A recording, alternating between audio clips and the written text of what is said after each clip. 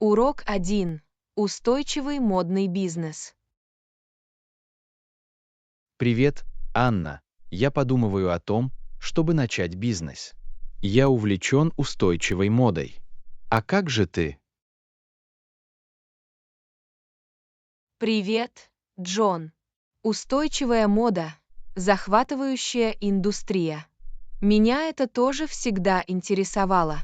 Задумывались ли вы о том, какой бизнес вы хотели бы открыть? Совершенно верно. Я подумываю открыть интернет-магазин, предлагающий одежду и аксессуары, изготовленные с соблюдением этических норм. Я хочу продвигать экологичную моду и повышать осведомленность о воздействии быстрой моды на окружающую среду. Это отличная идея. Растет спрос на экологичную моду, и интернет-магазин позволит вам охватить более широкую аудиторию. Предприняли ли вы какие-либо шаги для открытия этого бизнеса? Да, я обратилась к местному модельеру, который специализируется на экологически чистых материалах. Мы обсудили потенциальное сотрудничество и варианты поиска поставщиков. До сих пор это был интересный процесс. Это замечательный прогресс. Сотрудничество с модельером, разделяющим ваше видение, поможет обеспечить качество и экологичность вашей продукции. Задумывались ли вы о маркетинговых стратегиях своего интернет-магазина? Совершенно верно. Я планирую использовать платформы социальных сетей и влиятельных лиц, пропагандирующих устойчивый образ жизни. Я верю, что рассказывание историй и демонстрация мастерства, лежащего в основе каждого продукта, найдут отклик у сознательных Это потребителей. разумный подход. Использование социальных сетей и влиятельных лиц поможет повысить узнаваемость бренда и привлечь клиентов, разделяющих ваши ценности. Рассматривали ли вы какие-либо проблемы, с которыми вы можете столкнуться в этой отрасли? Да, одной из проблем может быть повышение производственных затрат, связанных с экологически чистыми материалами. Однако я считаю, что потребители все охотнее вкладывают средства в качественные и экологичные продукты, которые могут компенсировать эти затраты. Вы правы. Хотя экологически чистые материалы могут стоить дороже, потребители все больше ценят качество и поддерживают этические нормы. Спрос на экологичную моду растет, и это позитивная тенденция для вашего бизнеса. Есть ли другие аспекты, на которых вы сосредоточены? Для меня также важны обучение клиентов и прозрачность. Я хочу предоставить подробную информацию об используемых материалах и этических нормах, применяемых в процессе производства. Укрепление доверия клиентов имеет решающее значение. Не могу не согласиться с этим. Прозрачность и обучение клиентов принципам устойчивого развития помогут выделиться на фоне конкурентов и укрепить доверие к вашему бренду. Таким образом, вы привлечете клиентов, которые ценят вашу приверженность принципам устойчивого развития. Это увлекательное предприятие. Спасибо. Я в восторге от этой бизнес-идеи и от того положительного влияния, которое она может оказать. Давайте продолжим изучать возможности устойчивой моды и работать над созданием отрасли, в которой больше внимания уделяется экологическим вопросам. Урок 2. Изучение карьерного роста и зарплат. Привет, Анна. Ты когда-нибудь думала о карьере в другой области? Привет, Джон. Да, я подумываю об изучении новых возможностей. Я увлекаюсь фотографией и думаю о переходе в эту область. Отлично. Занимаясь своим увлечением, вы сможете реализовать себя в своей карьере. Изучали ли вы среднюю зарплату на аналогичных должностях в фотоиндустрии? Да, я провела небольшое исследование. Целесообразно иметь представление о диапазоне зарплат на интересующих меня должностях. Это помогает мне устанавливать реалистичные ожидания и планировать их Совершенно соответствующим верно. образом.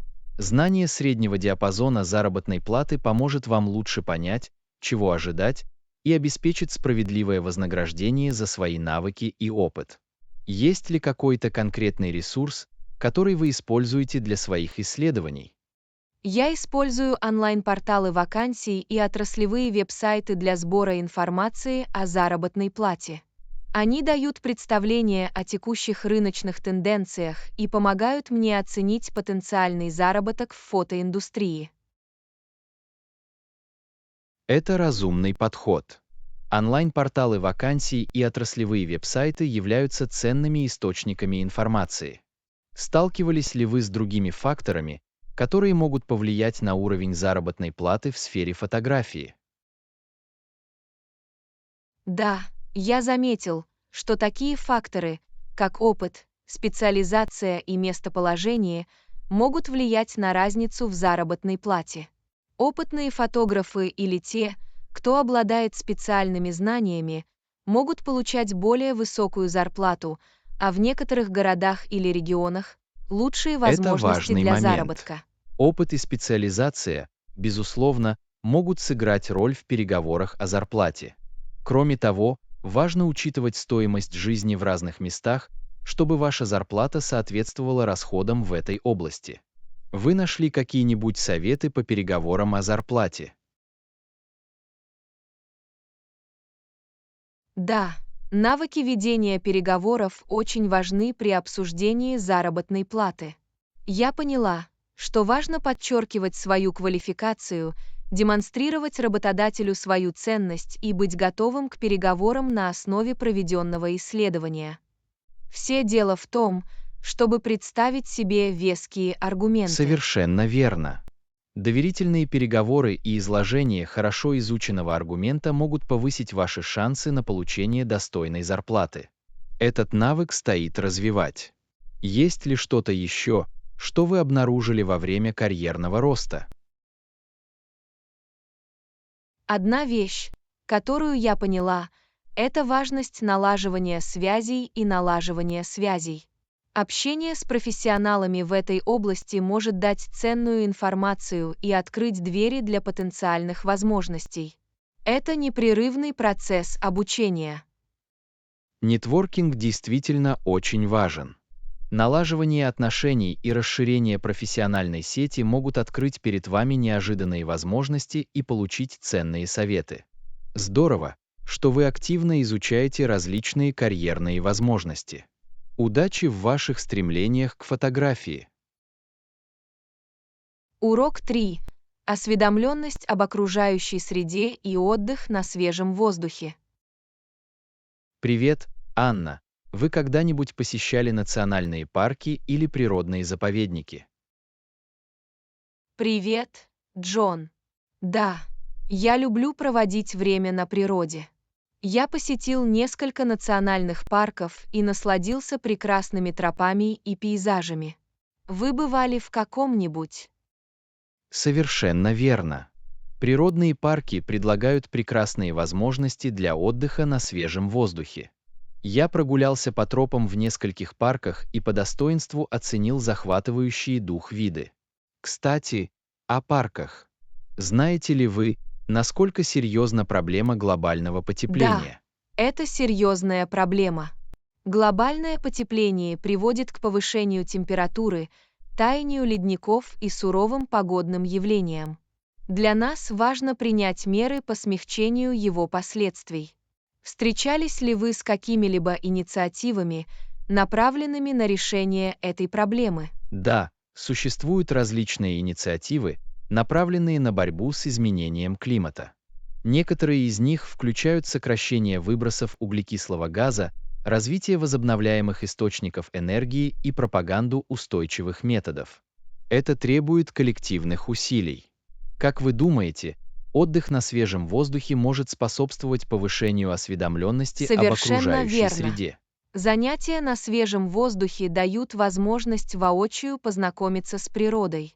Когда люди знакомятся с красотой мира природы, У них больше шансов развить чувство признательности и заботы об окружающей среде. Вы когда-нибудь участвовали в экологически чистых мероприятиях на свежем воздухе? Да, я участвовал в мероприятиях по уборке пляжей и посадке деревьев.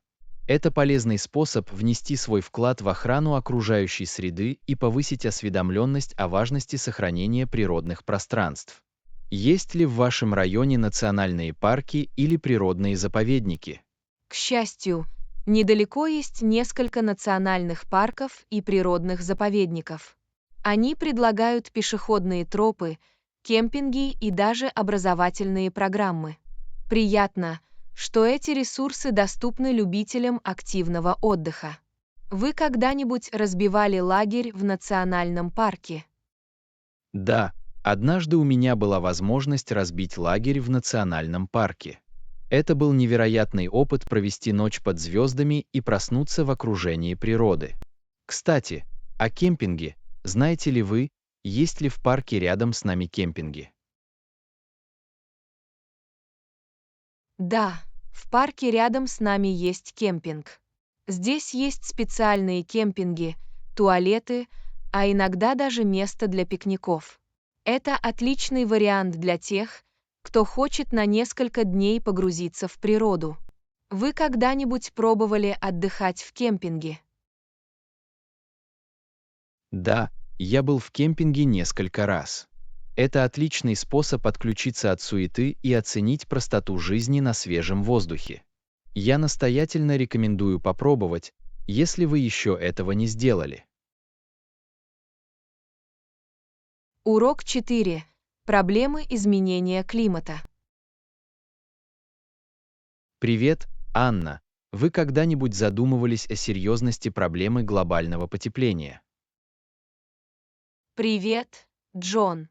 Да, эта тема определенно заслуживает внимания. Последствия изменения климата становятся все более очевидными во всем мире. Совершенно верно. Повышение температуры, таяние ледяных шапок и экстремальные погодные явления – вот некоторые из видимых эффектов. Вы сталкивались с какими-либо конкретными примерами того, как это влияет на разные регионы? Да, я читал о росте частоты лесных пожаров в некоторых районах, таких как Калифорния и Австралия. Вызывает тревогу то, как они разрушают экосистемы и сообщества. Это правда. Лесные пожары имеют разрушительные последствия как с экологической, так и с экономической точки зрения. Слышали ли вы о каких-либо инициативах, направленных на борьбу с глобальным потеплением? Да, предпринимаются различные усилия. Переход на возобновляемые источники энергии, внедрение устойчивых методов и отстаивание международных соглашений, таких как Парижское соглашение, вот некоторые из мер, принимаемых для борьбы с изменением климата. Это обнадеживает. Переход на возобновляемые источники энергии имеет решающее значение для сокращения выбросов парниковых газов. Узнали ли вы о каких-либо индивидуальных действиях, которые мы можем предпринять, чтобы внести свой вклад в решение Да, этой проблемы? есть простые изменения, которые мы можем внести в нашу повседневную жизнь. Экономия энергии, сокращение отходов, использование общественного транспорта или совместного использования автомобилей, а также поддержка экологически чистого бизнеса – вот Это некоторые из отличные способов, с предложения. помощью которых мы Небольшие можем оказать действия могут положительное принести пользу влияние. и изменить ситуацию к лучшему. Вы сталкивались с какими-либо прогнозами или прогнозами относительно будущих последствий глобального потепления? Да, научные исследования показывают, что если мы не примем серьезных мер, последствия могут ухудшиться.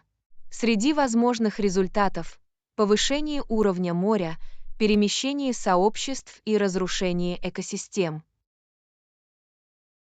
Это вызывает беспокойство. Это подчеркивает срочность решения этой проблемы. Нашли ли вы какие-либо ресурсы или организации, предоставляющие надежную информацию об изменении климата? Да, Есть авторитетные источники, такие как НАСА, National Geographic и межправительственная группа экспертов по изменению климата, МГЭК, которые предоставляют ценную информацию и сведения о науке и последствиях глобального потепления. Для получения точной информации важно полагаться на надежные источники. Сталкивались ли вы с какими-либо дебатами или скептицизмом по поводу темы глобального потепления? Да, по некоторым аспектам существуют разные мнения и споры. Однако подавляющее большинство ученых сходится во мнении, что деятельность человека вносит существенный вклад в наблюдаемые нами изменения. Это очень важный момент. Научный консенсус – важный фактор, который следует учитывать. Задумывались ли вы о том, как повысить осведомленность и побудить к действиям в связи с глобальным потеплением? Да, я считаю, что образование и открытые дискуссии играют важную роль. Обмен информацией, участие в беседах и поддержка организаций, пропагандирующих экологическую осведомленность, могут помочь объединить усилия по решению этой проблемы. Я согласен. Повышение осведомленности и воспитание чувства ответственности являются ключом к переменам. Вдохновляет то, что отдельные люди и сообщества объединяются для решения этой глобальной проблемы. Определенно. Мы все должны сыграть свою роль в формировании устойчивого будущего. Давайте продолжим учиться и принимать меры, чтобы внести свой вклад в смягчение последствий глобального потепления. Совершенно верно. Вместе мы можем изменить мир к лучшему и создать лучший мир для будущих поколений. Давайте будем всегда в курсе событий и будем поощрять других присоединиться к нам в этом важном путешествии. Урок 5. Планы отдыха на выходные. Привет, Анна. Я подумывал о том, чтобы спланировать отпуск на выходные. Как вы думаете, когда нам лучше уехать? Привет, Джон. Отдых на выходных звучит великолепно. Как насчет того, чтобы уехать рано утром в пятницу, чтобы максимально использовать время? Неплохая идея. Ранний отъезд даст нам дополнительный день для отдыха и осмотра достопримечательностей. Вы уже определились с местом назначения? Пока нет. Есть ли у вас предложения по ближайшему месту, которое мы могли бы посетить? Как насчет очаровательного прибрежного городка? Мы могли бы насладиться пляжем, прогуляться и попробовать местные морепродукты. Звучит прекрасно. Прогулка по прибрежному городу станет освежающей сменой обстановки. Вы уже бывали в прибрежных городах? Да, я посетил несколько. В каждом из них есть свой неповторимый шарм и достопримечательности. Открывать для себя новые места всегда интересно. Есть ли у вас предпочтение к занятиям? Мне нравятся такие виды активного отдыха, как походы и езда на велосипеде. Было бы здорово, если бы мы могли найти несколько живописных троп или взять на прокат велосипеды, Совершенно чтобы верно. исследовать окрестности. Занятия на свежем воздухе – это фантастический способ получить максимум удовольствия от отдыха. Я поищу несколько трасс и вариантов проката велосипедов. Есть ли у вас какие-либо диетические ограничения или предпочтения? У меня нет особых ограничений. Я готов попробовать блюда местной кухни и морепродуктов. Всегда интересно знакомиться с ароматами разных регионов.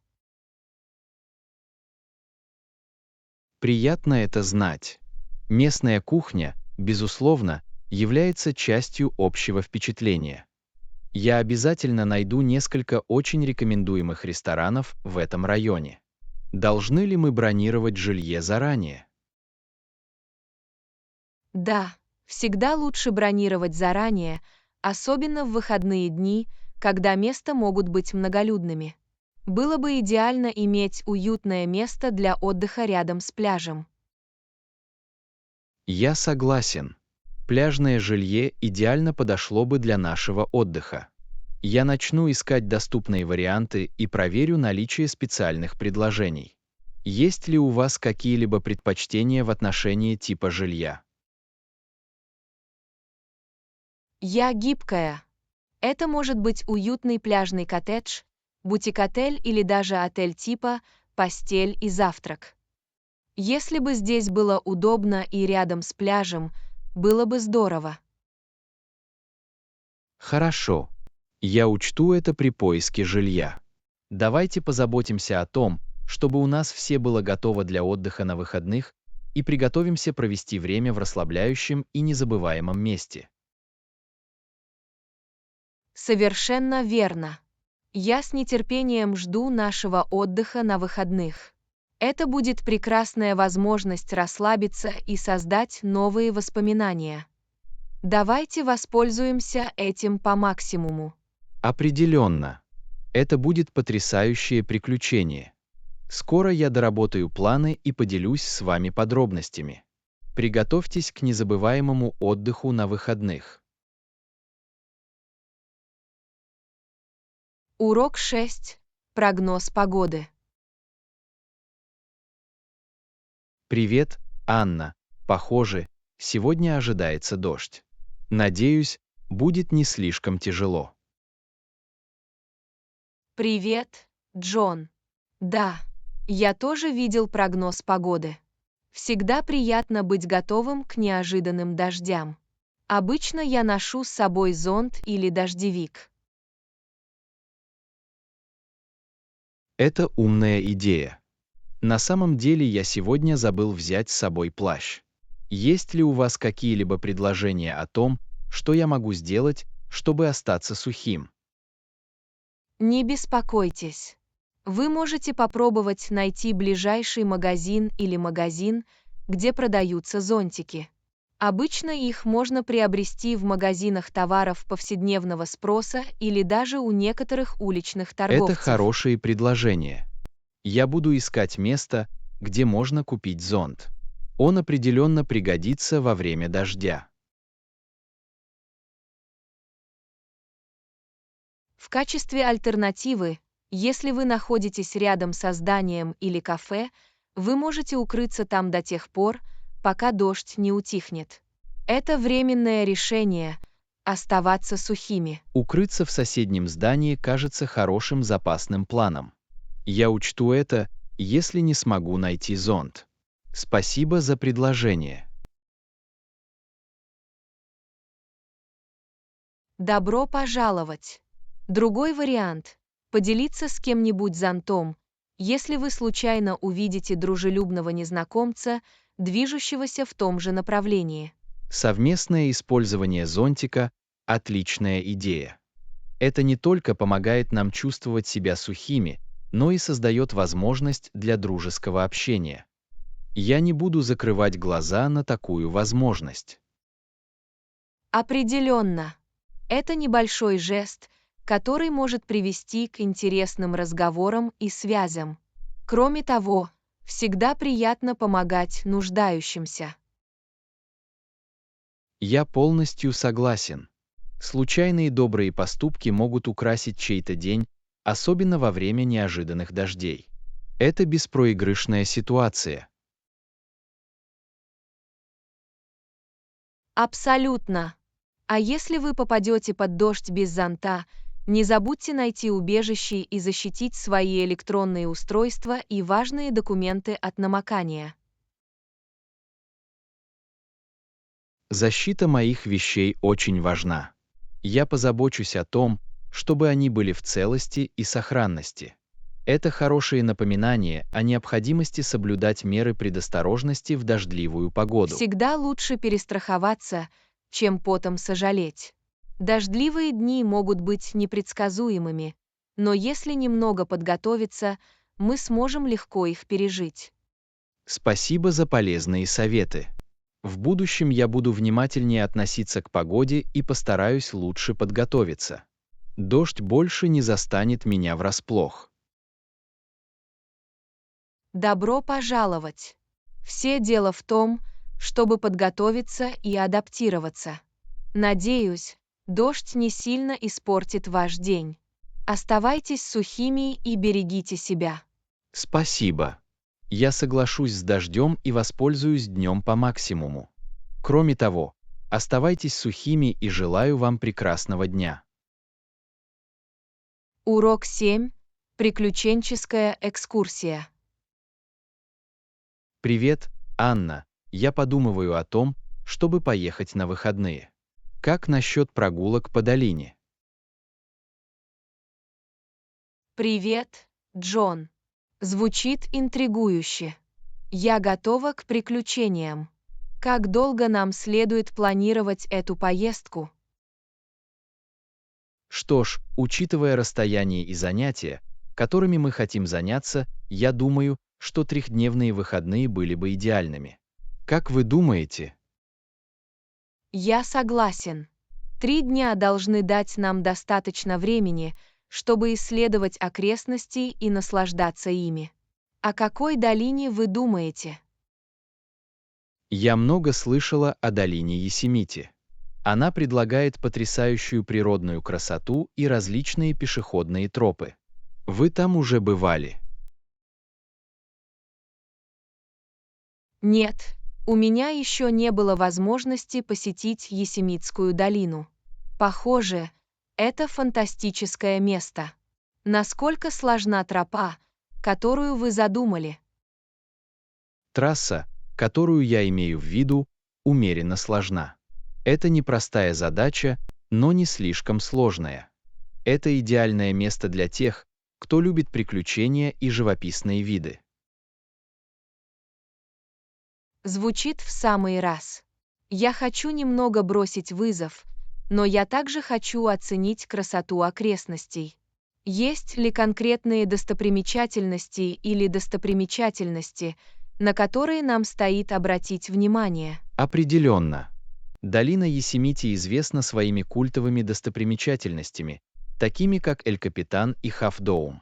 Из них открываются захватывающие дух виды, и они популярны среди любителей пеших прогулок и альпинизма. Мы должны обязательно включить их в наш маршрут. Совершенно верно. Изучение этих достопримечательностей сделает поездку еще более незабываемой. Нужно ли нам специальное снаряжение или снаряжение для тропы? Да, желательно иметь при себе подходящую походную обувь, рюкзак с такими предметами первой необходимости, как вода и закуски, и удобную одежду. Мы также должны проверить прогноз погоды перед отъездом, чтобы убедиться, что мы хорошо подготовлены. Хорошие замечания. Безопасность всегда должна быть приоритетом. Я позабочусь о том, чтобы упаковать вещи соответствующим образом. Есть ли что-то еще, что нам следует рассмотреть Всегда или полезно спланировать заранее заранее исследовать для этой тропу, поездки? ознакомиться с правилами и положениями парка и при необходимости забронировать жилье. Кроме того, нам следует проверить, требуются ли какие-либо разрешения для пеших прогулок по определенным тропам. Отличные предложения. Заблаговременное планирование поможет нам извлечь максимум пользы из поездки. Я с нетерпением жду этого приключения в долине Йосемити. Я тоже. Это будет потрясающий опыт в окружении красоты природы. Давайте начнем принимать необходимые меры и приготовимся к незабываемому отдыху на выходных. Урок 8. Побег на выходные. Привет, Анна. Я подумываю о том, чтобы спланировать отпуск на выходные. Есть предложение. Привет, Джон. Звучит захватывающе. Как насчет прогулок по близлежащему национальному парку? То же самое и здесь. На самом деле, я собирался спланировать отпуск на выходные. Какой-нибудь конкретный парк вы имеете в виду?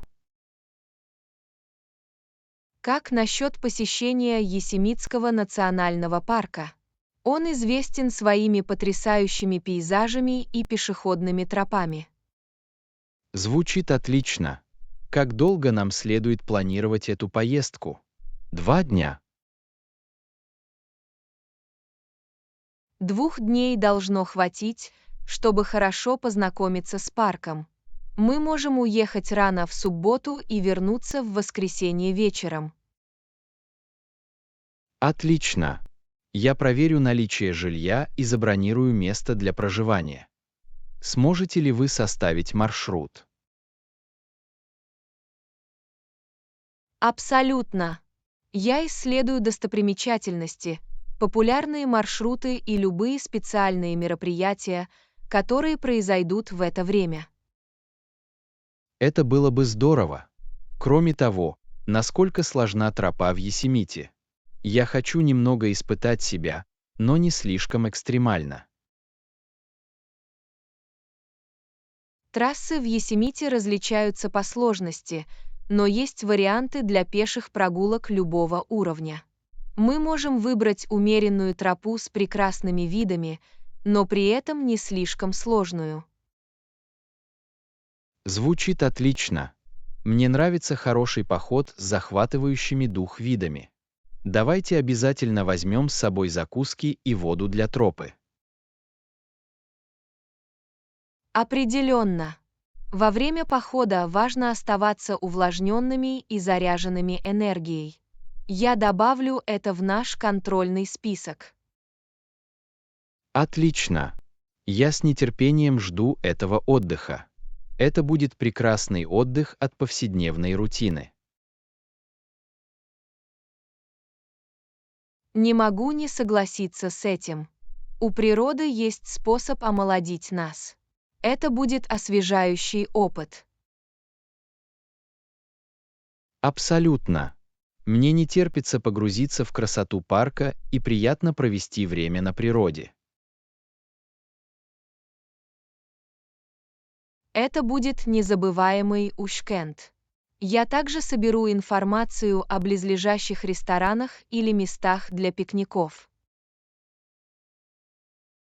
Это было бы здорово. Хорошая еда или пикник в окружении природы звучат восхитительно. Теперь я в еще большем восторге. Я тоже. Давайте сделаем этот уикенд незабываемым. Я начну планировать прямо сейчас. Спасибо. Я ценю вашу помощь и энтузиазм. Это будет потрясающее приключение. Добро пожаловать. Я рада, что участвую в процессе планирования. Приготовьтесь к фантастическим выходным в Йосемите. Абсолютно. Я начну собирать вещи и приготовлю все для нашего приключения. Не могу дождаться.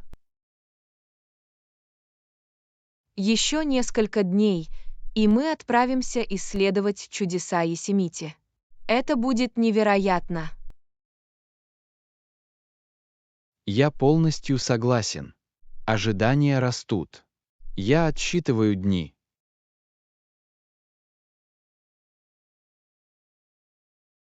Урок 9. Кулинарное исследование. Привет, Анна. Я наткнулась на этот новый ресторан в городе. У них уникальное меню. Хочешь попробовать его? Привет, Джон.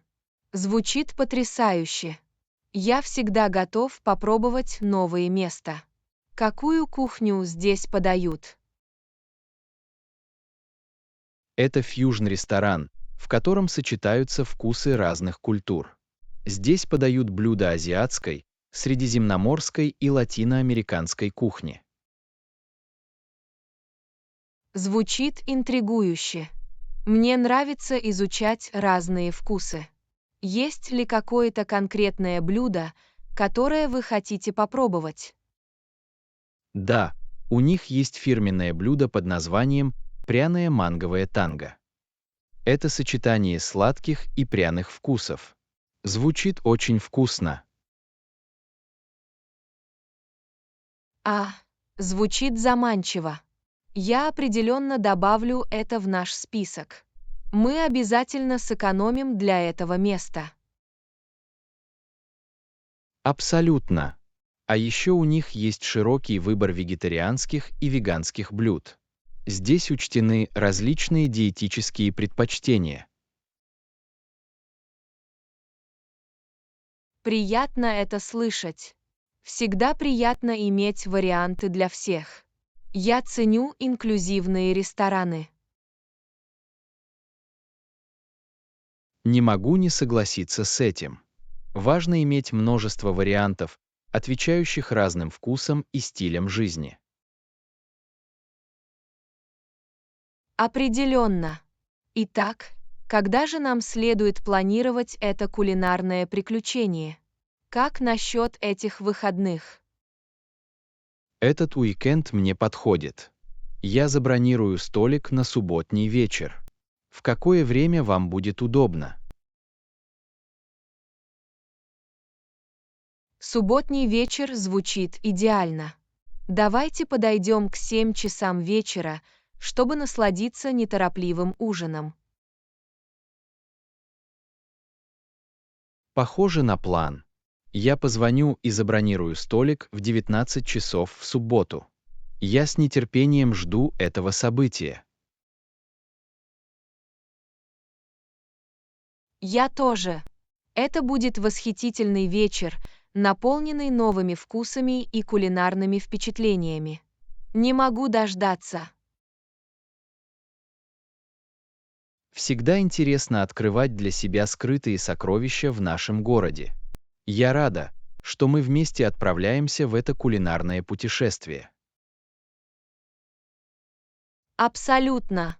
Знакомство с новыми ресторанами и кухнями – прекрасный способ расширить свой кругозор и оценить разные культуры. Не могу не согласиться с этим. Дело не только в еде, но и в историях и традициях каждого блюда. Это так. Еда объединяет людей и рассказывает историю места и его жителей. Я готова погрузиться в это культурное путешествие. Хорошо сказано. Наших вкусовых рецепторов ждет настоящее удовольствие, а наши умы откроются для новых кулинарных впечатлений. Действительно. Давайте отнесемся к этому приключению с открытыми умами и пустыми желудками. Суббота не может наступить достаточно быстро. Абсолютно. Приготовьтесь к празднику вкусов и ночи кулинарных изысков. Это будет незабываемый ужин.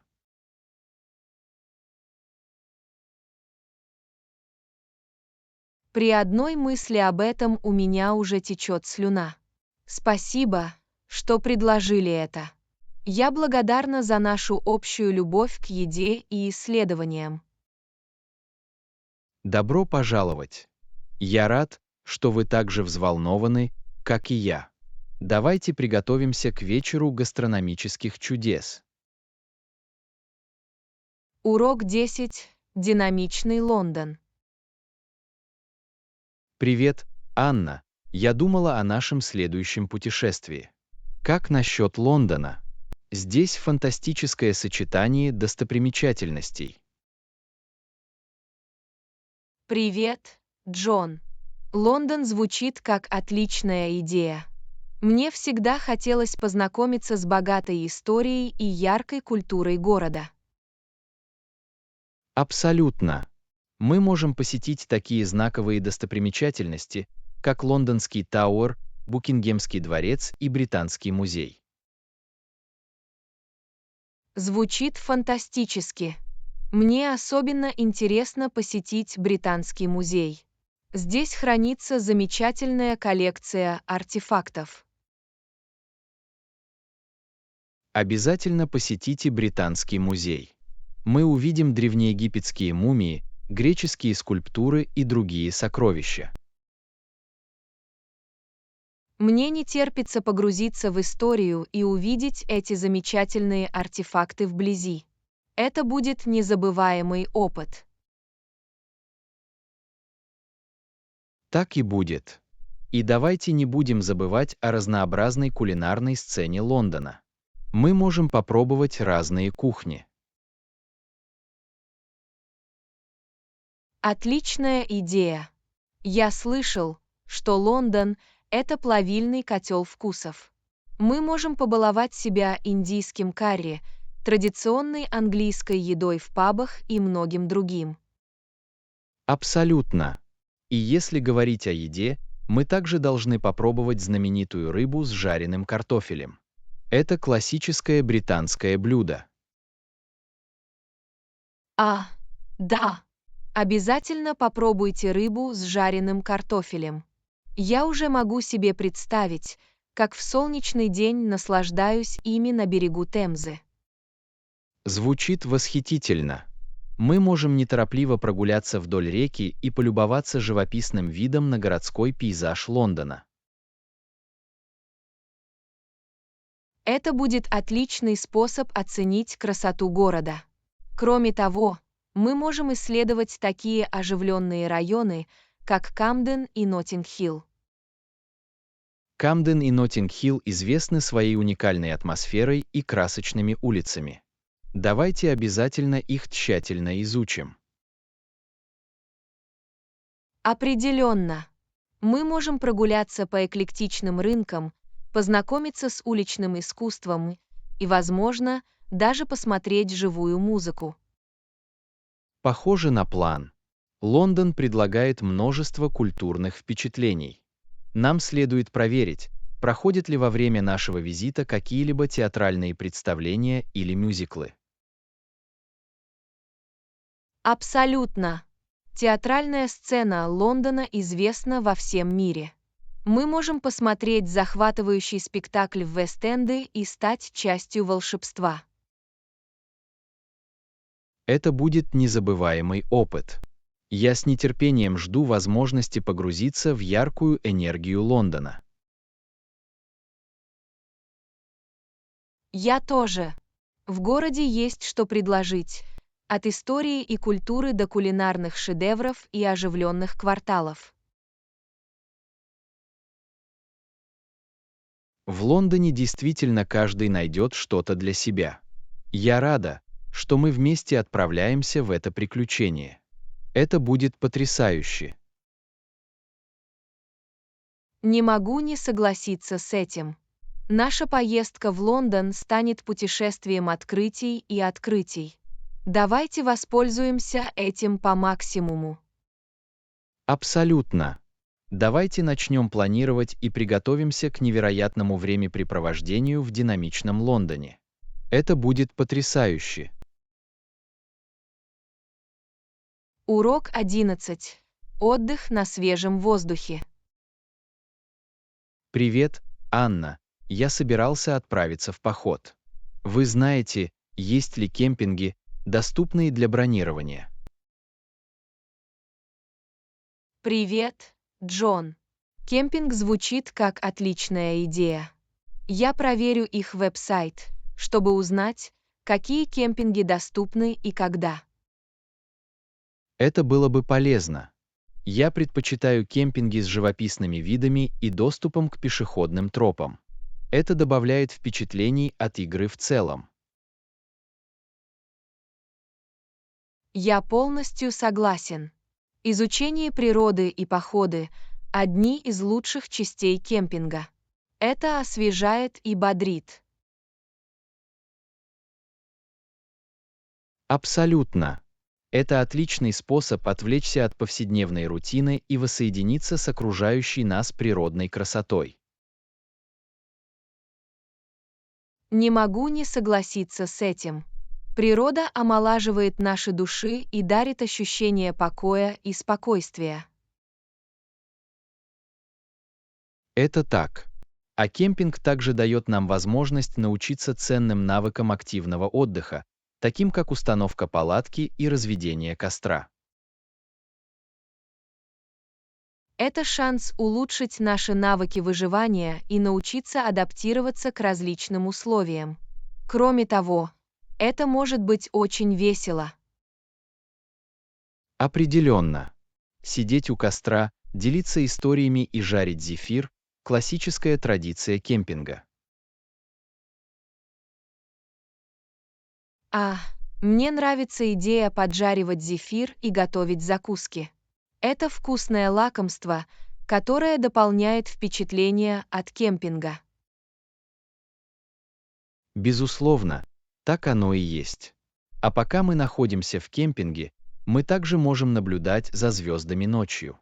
Вдали от городских огней небо будет захватывающим зрелищем. Наблюдение за звездами звучит волшебно. Это шанс увидеть просторы Вселенной и оценить чудеса ночного неба. Абсолютно.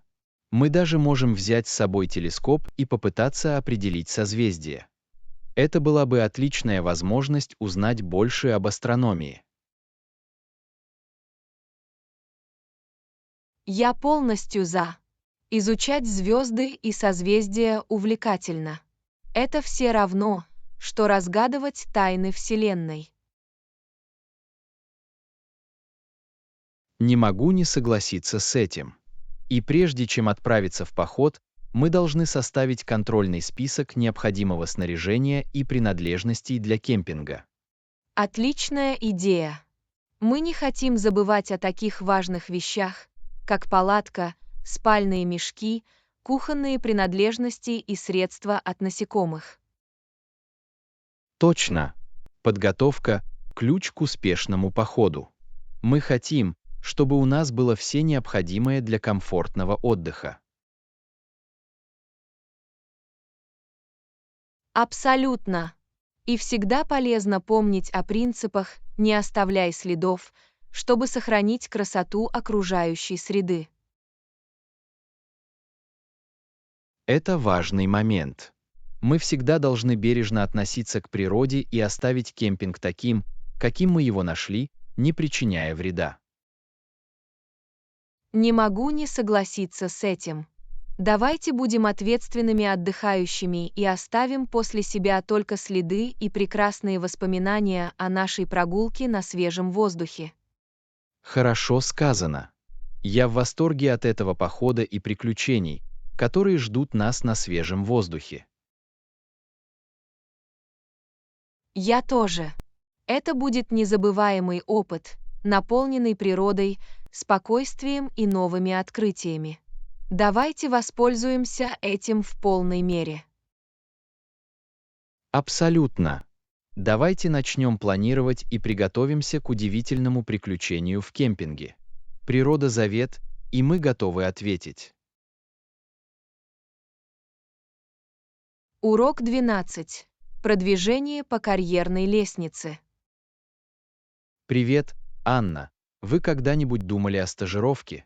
Может быть разумным шагом открыть двери и помочь вам создать прочную профессиональную основу. Привет, Джон. Да, я уже думал об этом. Стажировки дают ценный практический опыт и возможность учиться у профессионалов в этой области. Абсолютно. Это возможность применить теоретические знания на практике и получить представление об интересующей вас отрасли. Это так. Стажировки также позволяют расширить свою профессиональную сеть, что может быть полезно для будущих карьерных возможностей. Нетворкинг действительно является важнейшим аспектом карьерного роста. Налаживание связей с профессионалами в своей области может привести к ценному наставничеству и рекомендациям на работу. Не могу не согласиться с этим. Важно использовать любую возможность, чтобы связаться с отраслевыми экспертами и перенять их опыт. Определенно. Стажировки также помогут вам познакомиться с различными условиями работы и сузить круг карьерных интересов. Отличное замечание. Изучение различных стажировок поможет вам раскрыть свои сильные стороны и увлечения, а также поможет вам выбрать правильный карьерный путь. Абсолютно. Все дело в том, чтобы лучше понять, чем вам нравится заниматься и где ваши навыки лучше всего подходят. И давайте не будем забывать, что стажировки часто могут привести к предложениям о работе на полный рабочий день. Многие компании предпочитают нанимать кандидатов с предыдущим опытом стажировки. Это абсолютно верно. Стажировки – это шаг на пути к постоянному трудоустройству и продвижению по карьерной лестнице. Приятно думать о потенциальных возможностях, которые могут возникнуть в результате хорошо проведенной стажировки. Это шанс произвести неизгладимое впечатление. Определенно. Во время стажировки важно проявлять инициативу и демонстрировать свои навыки и преданность делу, чтобы извлечь максимум пользы из полученного опыта. Я полностью согласен. Выполнение всех ваших обязанностей по стажировке может произвести неизгладимое впечатление и открыть двери для будущего роста. Абсолютно. Это также отличная возможность развить важные передаваемые навыки, такие как коммуникация, работа в команде и решение проблем. Эти навыки бесценны в любой профессиональной среде. Стажировки предоставляют платформу для развития и совершенствования этих навыков. Верно. И не забудьте обратиться за отзывами к своим руководителям и коллегам. Конструктивная критика поможет вам расти и совершенствоваться. Обратная связь имеет решающее значение для личного и профессионального развития. Отнеситесь к ней непредвзято и используйте ее для постоянного совершенствования своих навыков. Определенно. И прежде чем подавать заявку на стажировку, обязательно составьте свое резюме и сопроводительное письмо, чтобы подчеркнуть соответствующий опыт и навыки. Настройка материалов заявки свидетельствует о вашем искреннем интересе и выделяет вас среди других кандидатов. Это важный шаг. Абсолютно. Изучите компании, в которые вы подаете заявку, и подготовьтесь к собеседованиям, отвечая на часто задаваемые вопросы. Подготовка – ключ к успеху собеседования.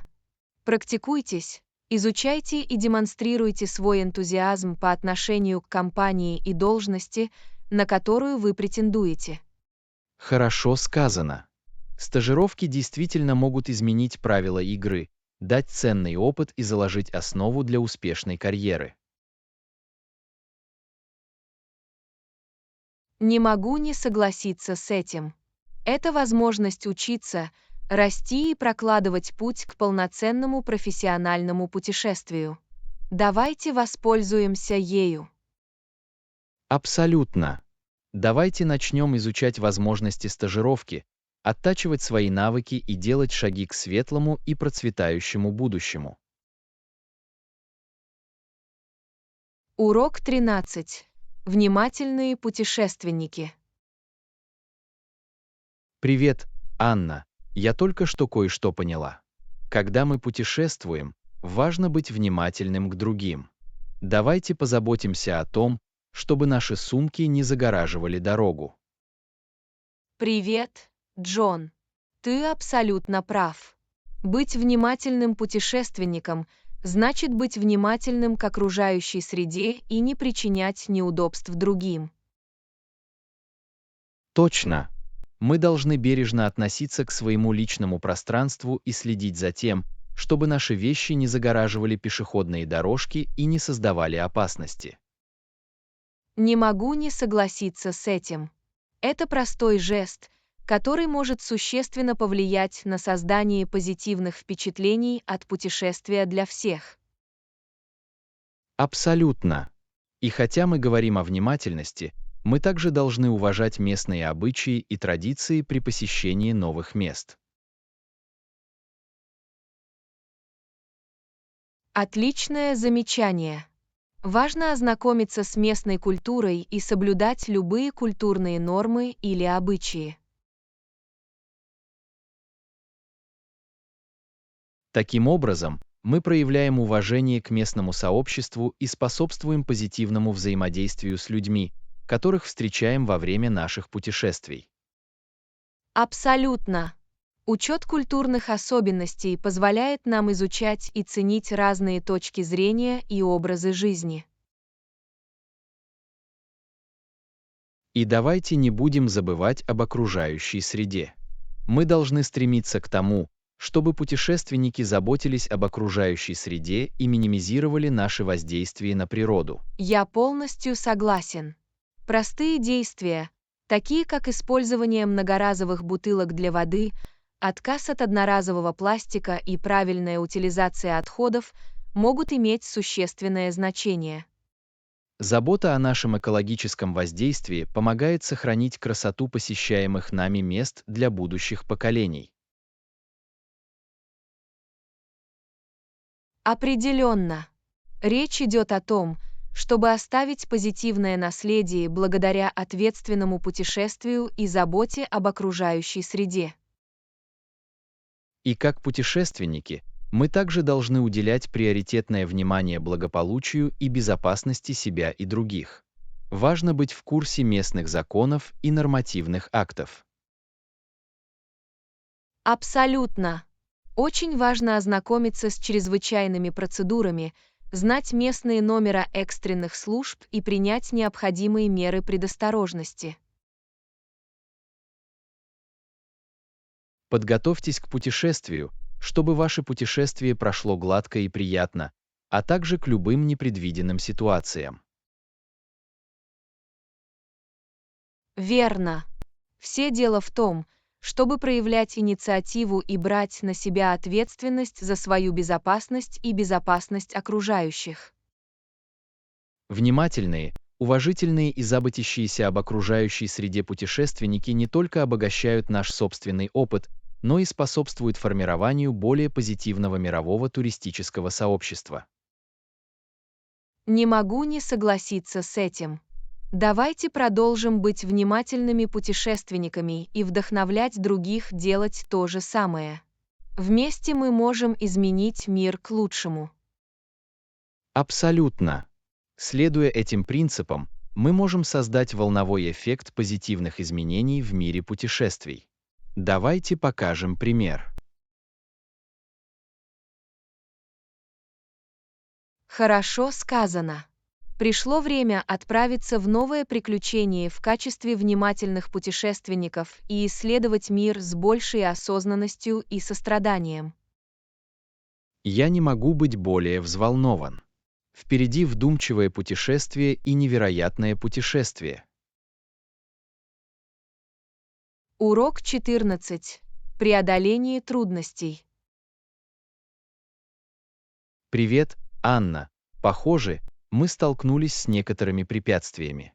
Один из членов нашей команды заболел и не может работать. Привет, Джон. Это прискорбно. Нам нужно найти способ справиться с ситуацией и обеспечить выполнение работы. Абсолютно. Давайте оценим рабочую нагрузку и посмотрим, сможем ли мы перераспределить задачи между остальными членами команды. Похоже, это хороший план. Нам следует пообщаться с командой и обсудить, как мы можем поддержать друг друга в это время. Ключевое значение имеет сотрудничество. Работая вместе и предлагая помощь, мы можем преодолеть эту проблему и сохранить производительность. Я полностью согласен. Важно создать благоприятную среду, в которой члены команды могут положиться друг на друга в трудную минуту. Определенно. А пока давайте также пожелаем членам нашей команды скорейшего выздоровления и предложим любую необходимую помощь. Проявление сочувствия и сострадания во многом способствует формированию сильной командной динамики. Давайте окажем поддержку нашему коллеге. Абсолютно. И давайте не забудем сообщить о ситуации нашему руководителю или менеджеру, чтобы они были в курсе прогресса и любых корректировок, который мы вносим. Открытая и прозрачная коммуникация имеет решающее значение.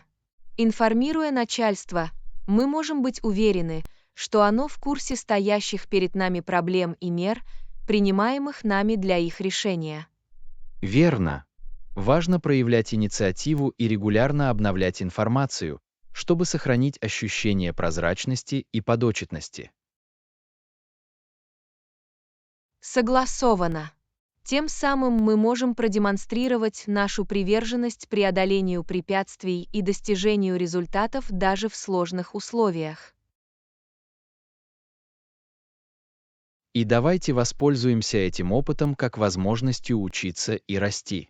Именно преодолевая трудности, мы развиваем устойчивость и навыки решения проблем. Абсолютно. Каждое препятствие – это шанс на личностный и профессиональный рост. Давайте воспримем это как ценный учебный опыт. Хорошо сказано. Трудности – это часть нашего пути, и именно то, как мы на них реагируем, определяет наш успех.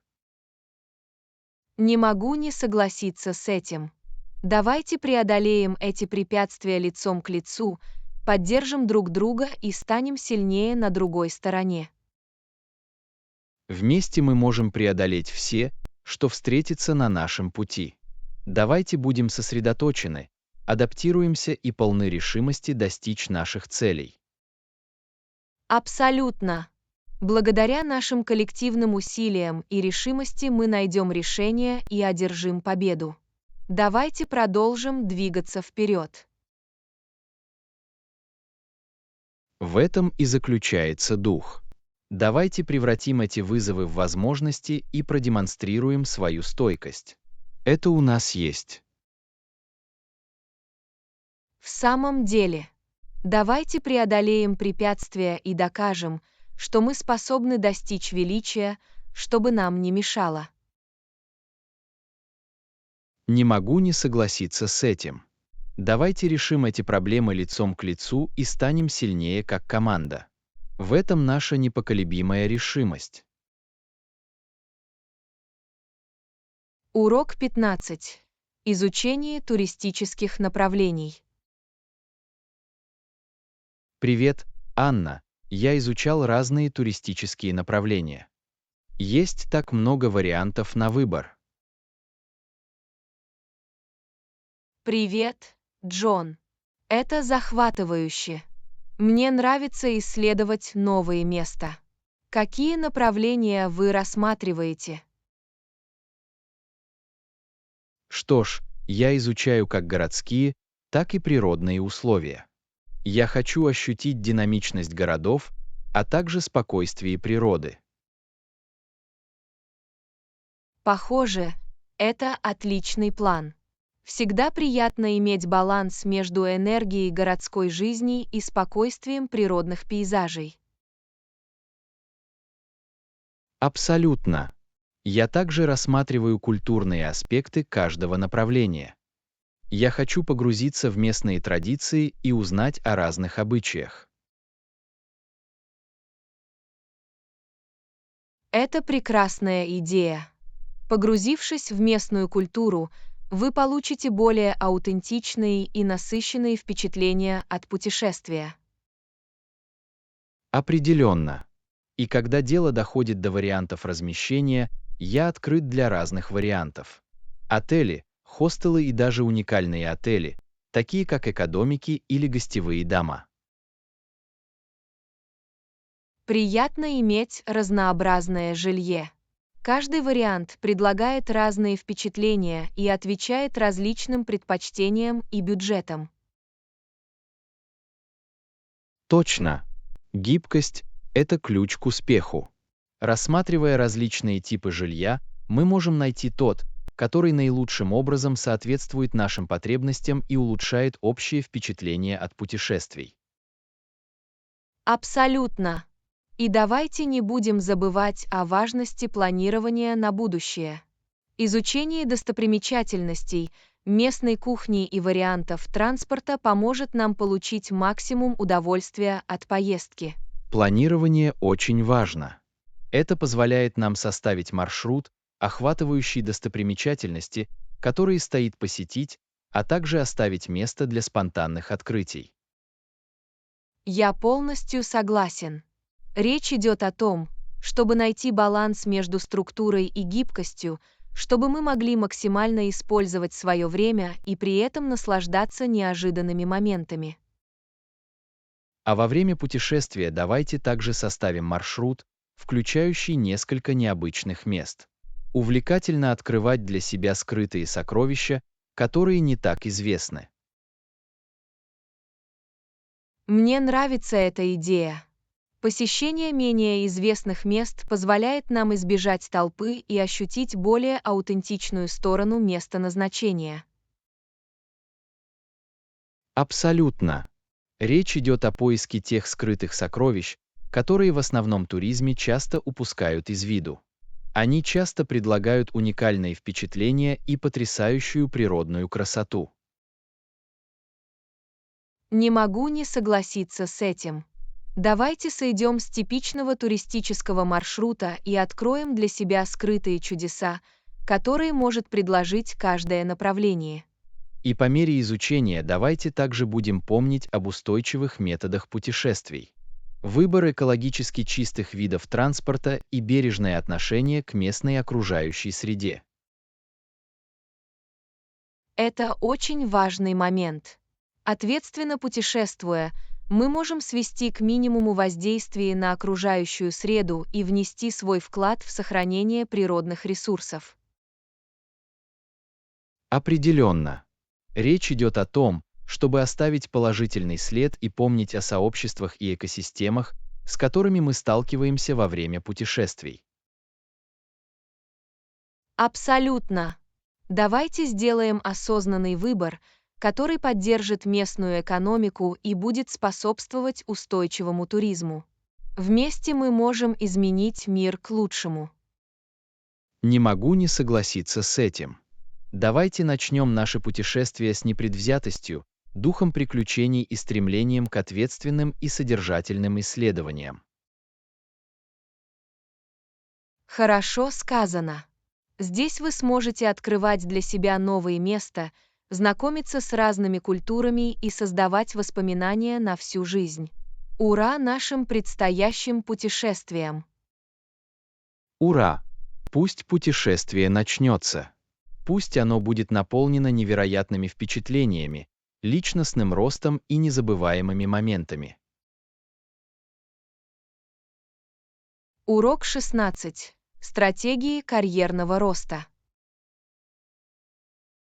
Привет, Анна. Я думала о стратегиях карьерного роста. Вам не кажется, что важно иметь план? Привет, Джон. Совершенно верно.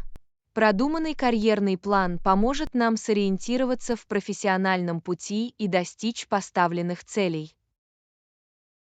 Определенно.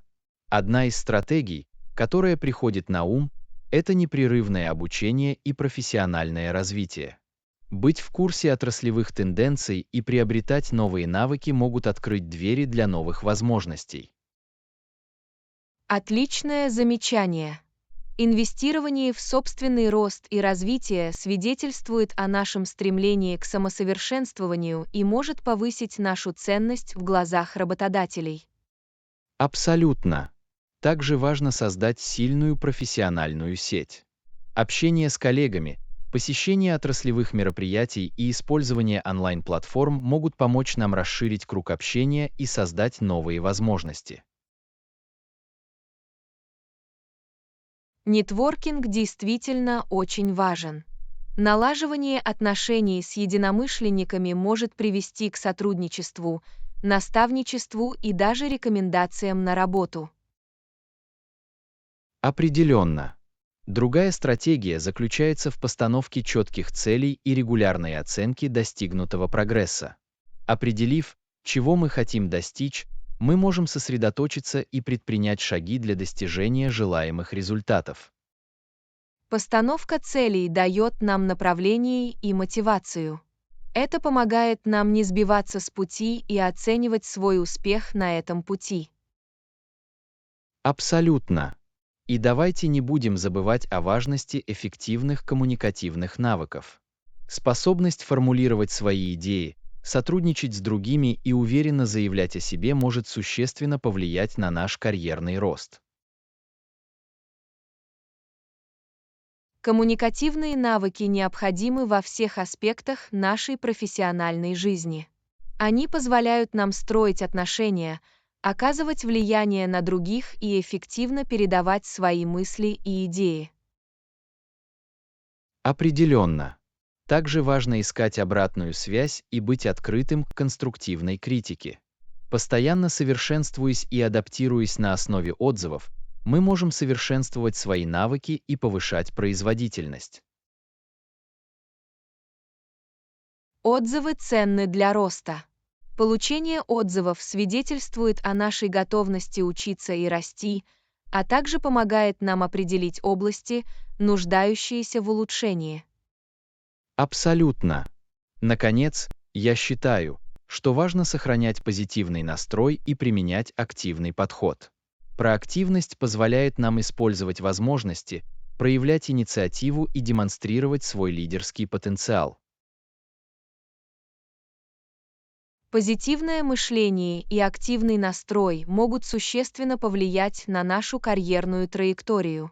Они помогают нам преодолевать трудности, сохранять устойчивость и извлекать максимум пользы из любой ситуации. Не могу не согласиться с этим. Реализуя эти стратегии и сохраняя приверженность профессиональному развитию, мы сможем проложить путь к успешной и полноценной карьере. Хорошо сказано. Давайте будем помнить об этих стратегиях при продвижении по карьерной лестнице, постоянно стремясь к росту и используя открывающиеся возможности. Абсолютно. Мы стремимся к постоянному росту, обучению и успеху. Пусть мы достигнем новых высот и осуществим наши карьерные устремления. Урок 17. Уверенность в уходе за кожей. Привет, Анна. Теперь я чувствую себя увереннее в уходе за своей кожей. Я регулярно ухаживаю за кожей, и это меняет мир к лучшему. Привет, Джон. Приятно это слышать. Уход за кожей важен для поддержания здоровой и сияющей кожи. Какие изменения вы внесли в свой распорядок дня? Что ж, я начала с основ: очищения, увлажнения и ежедневного нанесения солнцезащитного крема. Удивительно, как эти простые шаги могут оказать большое влияние. Абсолютно. Очищение помогает удалить грязь и загрязнения, увлажнение сохраняет кожу увлажненной, а солнцезащитный крем защищает от вредных ультрафиолетовых лучей. Это основа хорошего ежедневного ухода за кожей. Определенно. Я также узнала о важности пилинга. Он помогает удалить омертвевшие клетки кожи и делает кожу более гладкой. Отшелушивание действительно полезно. Он может улучшить текстуру кожи и повысить эффективность других средств по уходу за кожей. Абсолютно. Я начала включать еженедельный пилинг в свой ежедневный уход и заметила, что моя кожа выглядит ярче и мягче. Это большой прогресс. Еще один ключевой аспект ухода за кожей – понимание вашего типа кожи и использование продуктов, отвечающих ее конкретным потребностям. Я согласен. Кожа каждого человека уникальна, и использование продуктов, специально разработанных для нашего типа кожи, может существенно повлиять на достижение желаемых результатов. Абсолютно. Важно знать, является ли ваша кожа сухой, жирной, комбинированной или чувствительной, и выбирать продукты соответствующим образом. Определенно. Я также узнала о преимуществах использования сывороток и масок для лица в своей повседневной жизни. Они обеспечивают целенаправленное лечение и придают коже дополнительный заряд бодрости. Сыворотки и маски для лица могут изменить правила игры. Они содержат концентрированные ингредиенты, которые решают определенные проблемы, такие как увлажнение, осветление или омоложение кожи. Абсолютно. Я попробовала увлажняющую сыворотку и осветляющую маску и заметила, что моя кожа выглядит более упругой и сияющей. Это замечательно. Уход за кожей – это постоянство и поиск того, что лучше всего подходит именно вам. Это путь ухода за собой и самопознания. Не могу не согласиться с этим. Это дает нам возможность взять под контроль уход за кожей и увидеть, какие позитивные изменения он привносит в нашу общую уверенность в себе. Уход за кожей – это не только внешний вид, но и уход за собой и любовь к себе. Когда мы хорошо относимся к своей коже, это повышает нашу самооценку и улучшает самочувствие. Абсолютно. Я рада, что внесла эти изменения в свой распорядок ухода за кожей. Это не только улучшает здоровье моей кожи, но и придает мне новую уверенность в себе. Я рада за тебя. Уход за кожей – это путешествие, и приятно видеть, как оно положительно влияет на вашу жизнь. За здоровую и сияющую кожу. Ура! Позвольте нам и впредь уделять приоритетное внимание уходу за кожей и наслаждаться красотой, которую приносит забота о себе. Урок 18. Поощрение вовлеченности. Привет, Анна. Я думала о том, как повысить вовлеченность в нашу работу. Вам не кажется, что это важно для производительности и совместной работы? Привет, Джон. Совершенно верно. Способствуя вовлеченности, мы создаем среду, в которой все чувствуют себя вовлеченными, мотивированными и ценными. Определенно. Один из эффективных способов повышения вовлеченности – активное слушание. Внимательно выслушивая идеи и точки зрения других, мы доказываем, что их голоса важны. Отличное замечание. Активное слушание помогает наладить взаимопонимание, способствует открытому общению и формированию чувства доверия и уважения в команде. Абсолютно. Другая стратегия заключается в поощрении участия и создании возможностей для всех поделиться своими мыслями и идеями. Поощрение участия гарантирует, что идеи каждого будут услышаны и оценены по достоинству. Это создает атмосферу сотрудничества и стимулирует творчество и инновации. Определенно. Еще один способ повысить вовлеченность – это конструктивная обратная связь и признание за хорошо выполненную работу. Это говорит о том, что мы ценим и признаем усилия наших коллег. Конструктивная обратная связь и признание являются мощными мотиваторами. Они не только помогают людям расти, но и создают позитивную и благоприятную рабочую культуру. Абсолютно. Также важно развивать целеустремленность и соответствие целям организации. Когда сотрудники понимают, как их работа влияет на общую картину, они чувствуют себя более вовлеченными.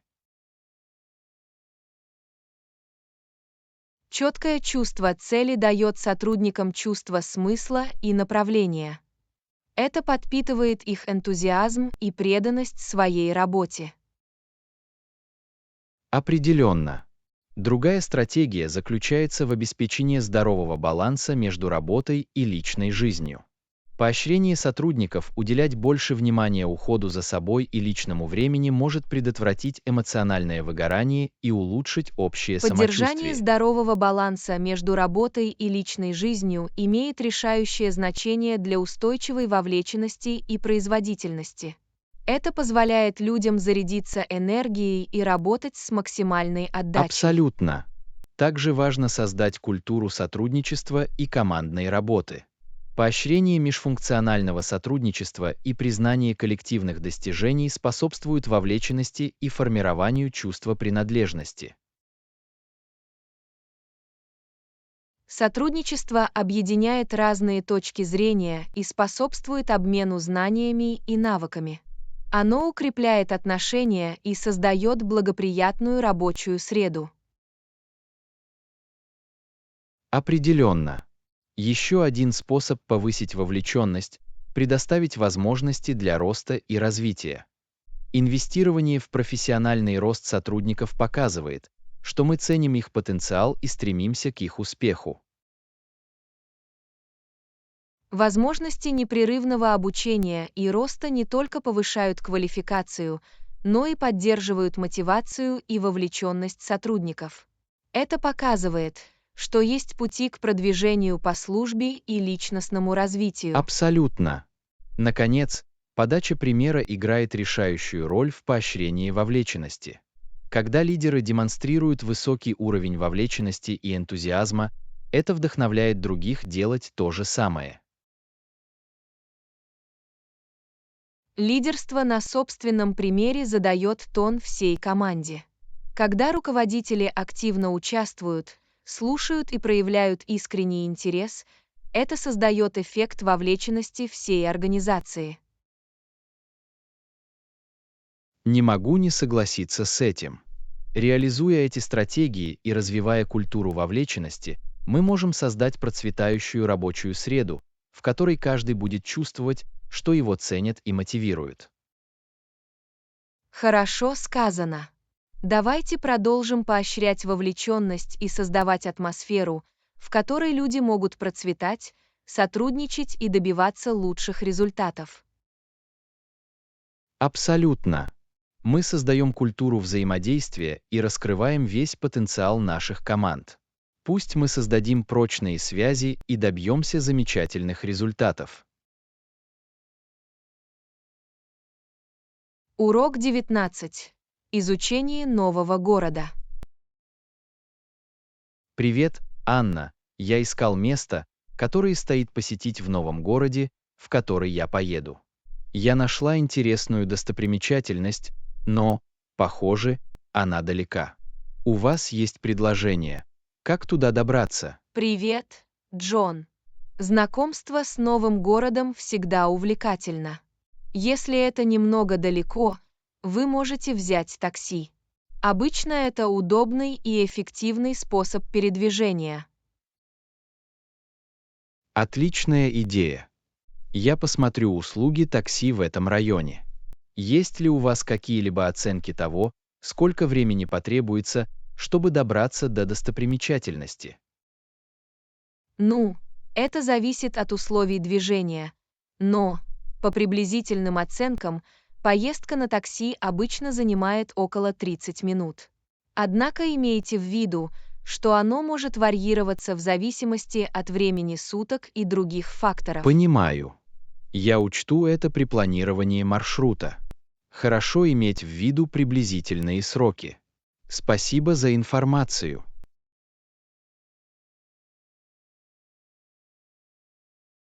Добро пожаловать!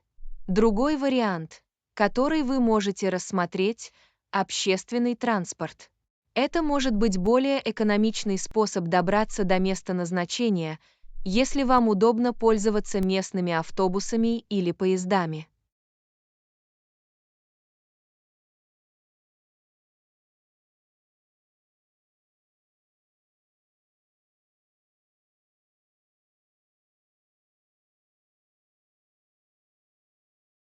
Определенно. Общественный транспорт поможет вам заглянуть в повседневную жизнь жителей города. Просто заранее ознакомьтесь с маршрутами и расписанием. Я обязательно это сделаю. Всегда приятно быть готовым. Есть ли у вас другие советы, как исследовать новый город и извлечь из него максимум пользы? Абсолютно. Полезно иметь на телефоне карту или надежное навигационное приложение. Оно поможет вам сориентироваться и посетить близлежащие достопримечательности или рестораны. Отличное предложение. Я позабочусь о том, чтобы у меня под рукой была карта или навигационное приложение. Это избавит меня от заблуждения и поможет мне с пользой провести время в городе. Еще один совет – общайтесь с местными жителями. У них часто есть ценные сведения и рекомендации о скрытых сокровищах или местах, которые стоит посетить, которых, возможно, нет в обычных туристических Общение с местными путеводителях. жителями звучит как фантастический способ открыть для себя аутентичные впечатления. Я обязательно постараюсь завязать разговор и поучиться у людей, которые лучше всех знают город. В этом и заключается дух. Общение с местными жителями может обогатить ваши впечатления от путешествий и создать незабываемые встречи. Наслаждайтесь путешествиями и прекрасно проведите время в новом городе. Спасибо. Я с нетерпением жду приключений и наслаждения всеми видами и звуками. Я постараюсь извлечь максимум пользы из поездки.